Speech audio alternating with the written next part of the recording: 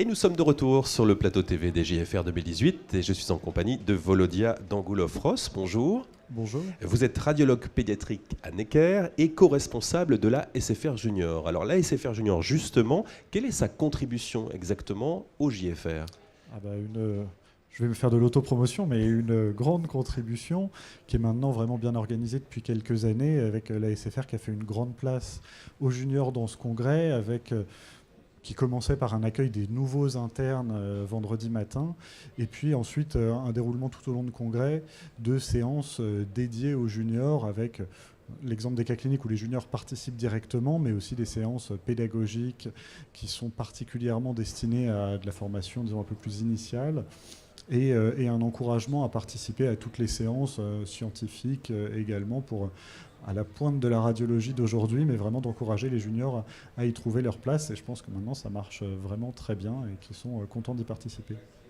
Alors parlons maintenant un petit peu de votre spécialité, à la pointe aussi justement. Vu de votre fenêtre de radiologue pédiatrique, quels sont les intérêts et les développements récents de cette spécialité ? Alors cette spécialité est vraiment en plein développement aujourd'hui. Je pense que parfois c'était difficile de suivre les adultes qui font plein de choses parce qu'il faut s'adapter aux spécificités de l'enfant.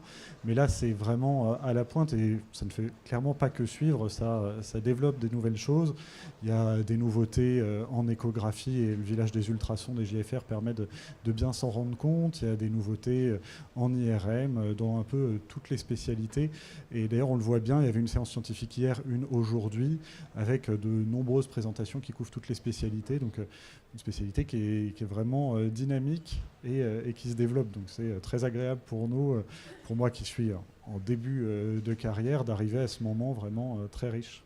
Alors justement, vous le disiez, une spécialité dynamique. Est-ce qu'elle reste attractive ? Alors je pense c'est pas qu'elle reste, c'est qu'elle devient de plus en plus parce que justement, je vous disais, c'est devenu l'occasion de faire vraiment de l'imagerie qu'on peut qualifier de moderne, qui pour les jeunes va être plus attractive. C'est vrai que quand on nous parle de radiographie standard, de choses comme ça, c'est important, mais ça a peut-être un peu plus de mal à attirer. Maintenant, c'est vrai qu'on a vraiment de l'imagerie de qualité sur laquelle le radiologue a une grosse valeur ajoutée.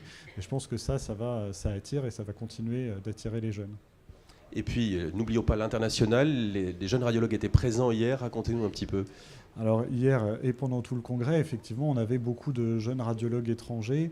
Alors il y a eu une rencontre avec des Coréens et puis surtout, je pense qu'il y a les deux pays à l'honneur cette année qui sont la Roumanie et la Tunisie qui étaient très représentés par leurs seniors, mais aussi par de nombreux juniors que j'ai pu croiser dans le congrès, qui étaient présents aussi sur le stand de leurs pays respectifs et qui ont vraiment aussi contribué énormément à la richesse du congrès.